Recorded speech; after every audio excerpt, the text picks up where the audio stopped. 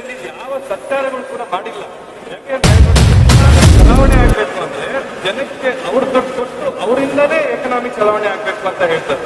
ಹಾಗಾಗಿ ಈ ನಿಟ್ಟಿನಲ್ಲಿ ನಮ್ಮ ಸರ್ಕಾರ ತುಂಬಾ ಒಳ್ಳೆ ಕೆಲಸವನ್ನ ಮಾಡ್ತಾ ಇದೆ. ಇದನ್ನ ಎಲ್ಲರಿಗೂ ಮುಟ್ತಕ್ಕಂಥ ಕೆಲಸವನ್ನು ನಾವು ನಮ್ಮ ಕೃಷ್ಣಪ್ಪ ಅವರ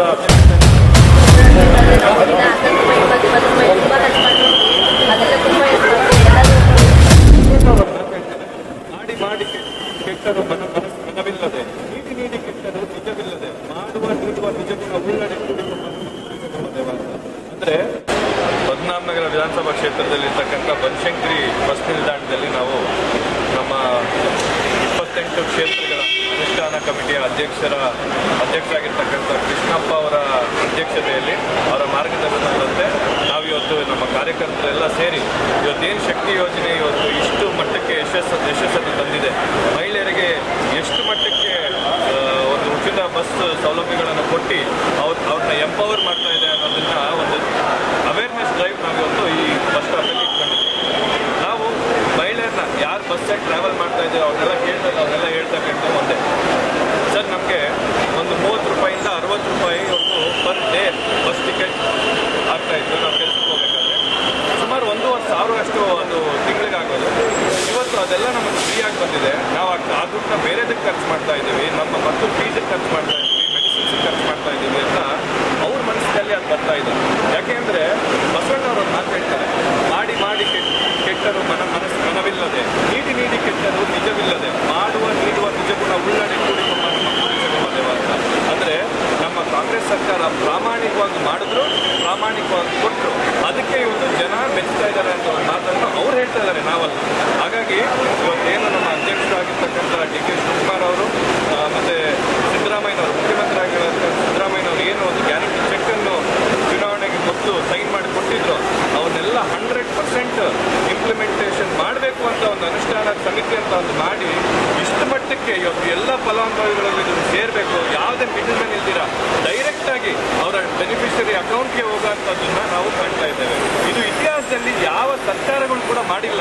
ಯಾಕೆಂದರೆ ನೋಡಿ, ಯೋಚನೆ ಮಾಡಿ, ನಮ್ಮ ಇವತ್ತು ಬಸ್ ಟ್ರಾವೆಲರ್ಸ್ ಹೆಚ್ಚು ಕಮ್ಮಿ 1,33,00,000 100 ಕೋಟಿ ಟಿಕೆಟ್ ರೈಸ್ ಆಗಿದೆ ಅಂತ ಒಂದು ಸರ್ವೆ ಹೇಳ್ತಾರೆ. 100 ಕೋಟಿ ಟಿಕೆಟ್ ರೈಸ್ ಆಗಿದೆ ಅಂತ ಒಂದು ಸರ್ವೆ ಹೇಳ್ತಾರೆ. ಮೊನ್ನೆ ಗೌರವಾನ್ವಿತ ಗವರ್ನರ್ ಅವರು ಹೇಳ್ತಾರೆ 1,20,00,000 ಫ್ಯಾಮಿಲೀಸು ಪವರ್ಟಿ ಲೈನಿಂದ ಜಾಸ್ತಿ ಮೇಲ್ ಬಂದಿದ್ದಾರೆ ಅಂತ ಹೇಳ್ತಾರೆ ಈ ಗ್ಯಾರಂಟಿ ಸ್ಕೀಮ್ಗಳಿಂದ. ಆಮೇಲೆ ಗ್ಯಾರಂಟಿ ಇಂಪ್ಲಿಮೆಂಟೇಷನ್ ಆಗ್ತಾ ಇರೋದು ನೋಡಿದ್ರೆ 1,000 ಕೋಟಿ ಹೆಚ್ಚು ತಿಂಗಳಿಗೆ GST ಕಲೆಕ್ಷನ್ ಜಾಸ್ತಿ ಆಗಿದೆ. ಇದೆಲ್ಲ ನೋಡಿದ್ರೆ ಒಂದು ಕೆನ್ಸಸ್ ಅಂತ ಒಂದು ಗ್ರೀಕ್ ಫಿಲಾಸಫರ್ ಹೇಳ್ತಾರೆ, ಏನಕ್ಕೆ ದುಡ್ಡನ್ನ ಜನಕ್ಕೆ ಕೊಡಬೇಕು ಅಂದರೆ ಒಂದು ಇಕನಾಮಿ ಚಲಾವಣೆ ಆಗಬೇಕು ಅಂದರೆ ಜನಕ್ಕೆ ಅವ್ರ ದುಡ್ಡು ಕೊಟ್ಟು ಅವರಿಂದಲೇ ಎಕನಾಮಿ ಚಲಾವಣೆ ಆಗಬೇಕು ಅಂತ ಹೇಳ್ತಾರೆ. ಹಾಗಾಗಿ ಈ ನಿಟ್ಟಿನಲ್ಲಿ ನಮ್ಮ ಸರ್ಕಾರ ತುಂಬ ಒಳ್ಳೆ ಕೆಲಸವನ್ನು ಮಾಡ್ತಾ ಇದೆ. ಇದನ್ನು ಎಲ್ಲರಿಗೂ ಮುಟ್ತಕ್ಕಂಥ ಕೆಲಸವನ್ನು ನಾವು ನಮ್ಮ ಕೃಷ್ಣಪ್ಪ ಅವರ ಅಧ್ಯಕ್ಷತೆಯಲ್ಲಿ ನಾವೆಲ್ಲ ಮಾಡಿದ್ದೇವೆ. ಎಲ್ಲ ಜನ ಇದನ್ನ ಶ್ಲಾಘನೀಯ ವ್ಯಕ್ತಪಡಿಸಿದ್ದಾರೆ. ಆಮೇಲೆ ಇಲ್ಲಿರ್ತಕ್ಕಂಥ ಎಲ್ಲ ಮಹಿಳೆಯರು ಕೂಡ ನಾನು ಅಭಿನಂದನೆ ಸಲ್ಲಿಸ್ತಾ ಇದ್ದೀನಿ. ಯಾಕೆಂದರೆ ಅವರು ಎಲ್ಲ ಫಲಾನುಭವಿಗಳು ಆಗಿರ್ಬೋದು, ಆದರೆ ಅವ್ರ ಪಕ್ಕದ ಮನೆಯವ್ರಿಗೆ ಎಲ್ಲರೂ ಅವ್ರ ಕಷ್ಟ ಸುಖಗಳಿಗೆ ನಾವು ಸ್ಪಂದಿಸಿದೀವಲ್ಲ, ಅದು ಅವ್ರಿಗೆ ತುಂಬ ಖುಷಿ ಕೊಟ್ಟಿದೆ. ಹಾಗಾಗಿ ಇವತ್ತೆಲ್ಲ ಒಂದು ಒಳ್ಳೆಯ ದಿವಸ ಅಂತ ಹೇಳಕ್ಕೆ ವಿಧಾನಸಭಾ ಕ್ಷೇತ್ರದ ಅಧ್ಯಕ್ಷರಾದಂಥ